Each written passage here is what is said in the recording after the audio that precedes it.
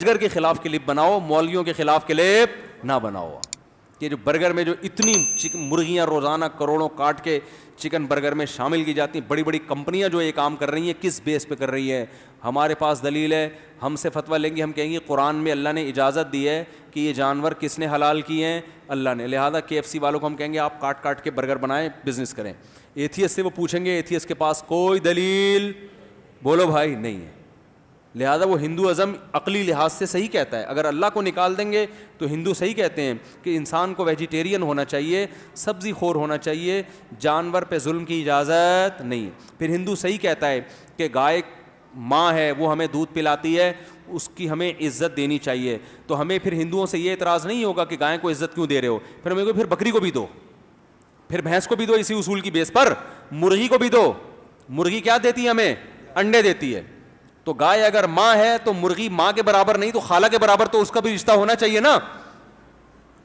ارے ایک اگر دودھ پلا رہی ہے تو یہ بھی تو انڈے دے رہی ہے, تو انڈے میں کوئی کم پروٹین ہوتے ہیں؟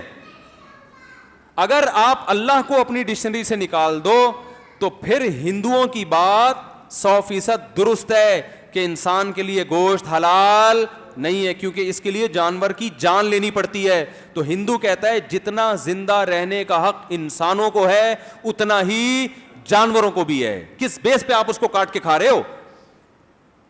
اور ان کے پاس دلائل ہیں اس کے, اور یہ ہم دلیل میں کہہ تو دیتے ہیں انسان کے لیے گوشت کی ضرورت ہے, لیکن یہ گراؤنڈ ریئلٹی یہ ہے کہ گوشت کے بغیر انسان 90 سال زندہ رہتے ہیں, بہت سے لوگ رہتے ہیں.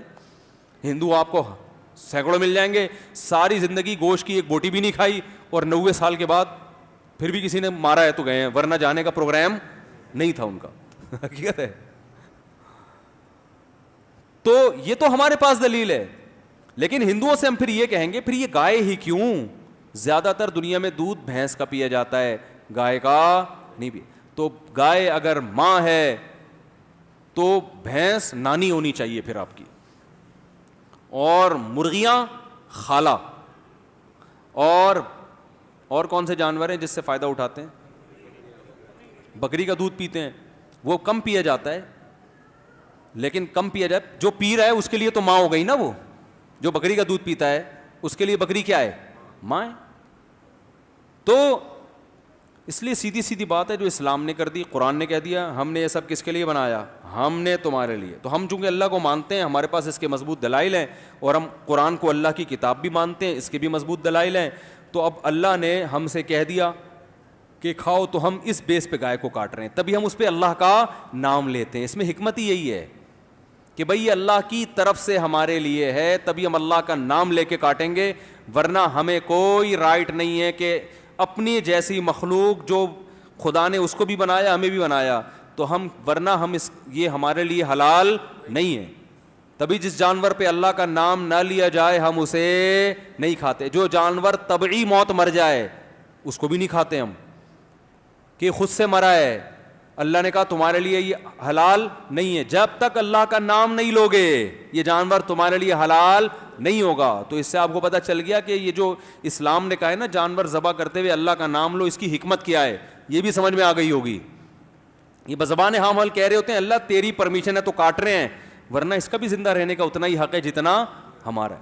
بکرا 2 دانت کا ہوا, ابھی جوانی کے دن آئے, بد نظری بھی نہیں کرنے دی اس کو, اور کاٹ کے کھا گئے.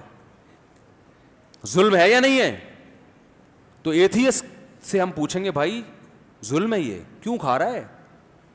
تو اپنے لیے تو سب کچھ, تو نے گے میرج کو بھی حلال کر دیا ہے بھائی, اور یہ بھی اللہ کی ایک مخلوق ہے, اس کے بھی وہی جذبات ہیں جو تمہارے اندر ہیں. اس کو ابھی تم کو کوئی سیٹنگ بھی نہیں ہونے دی تم نے یا سیٹنگ چل رہی تھی, وعدے چل رہے تھے آپس میں, اور پہلے کاٹ کے تم نے کیا کر دیا؟ کھا گئے. کس بیس پہ کھایا تم نے؟ تو جو ایتھیس یا جو ملحد اور جو لوگ کہیں نا مسلمان بقرعید میں کروڑوں جانور کاٹتے ہیں, تو آپ ان سے بولیں مسلمان کروڑوں جانور کاٹتے ہیں, کروڑوں کے اربوں بھی کاٹے, ان کے پاس ایک دلیل ہے, خدا نے اجازت دی ہے. اور تم جو خدا کو نہیں مانتے, تم ایک بھی اگر کاٹتے ہو تو یہ کیا ہے؟ ظلم ہے.